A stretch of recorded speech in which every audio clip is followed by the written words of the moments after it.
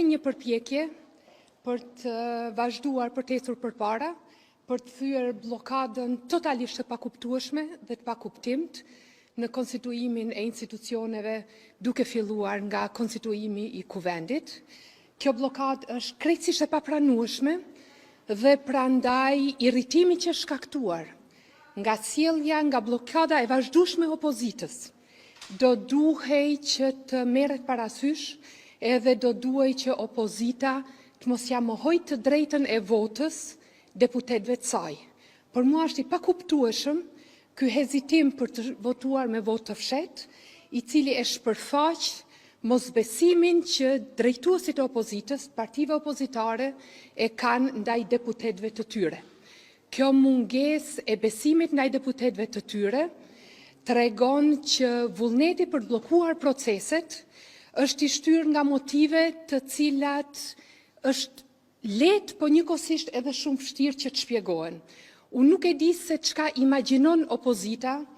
në ditët e saj të mira se si mund të dalim nga kjo situatë,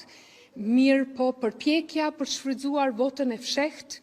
është edhe një përpjekje tjetër me shpresën që do ta tejkalojmë këtë fazë. Është e papranueshme që në vazhdimsi partitë opozitare të pengojnë konstituimin e institucioneve,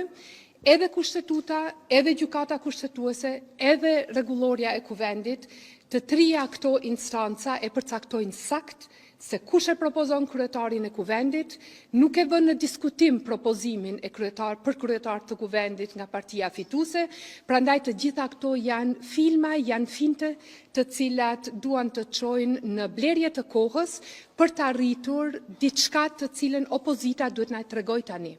A është kjo diçka përpjekja për të krijuar një qeveri të partive opozitare së bashku me listën serbe? A është që pazaret mes tyre ende nuk kanë sjellë rezultat,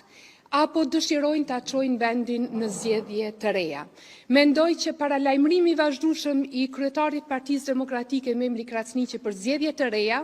është një mesazh i cili nuk i drejtohet lëvizjes vetëvendosje Partisë Guxo dhe Partisë Alternativa, por i drejtohet në radhë të parë LDK-s,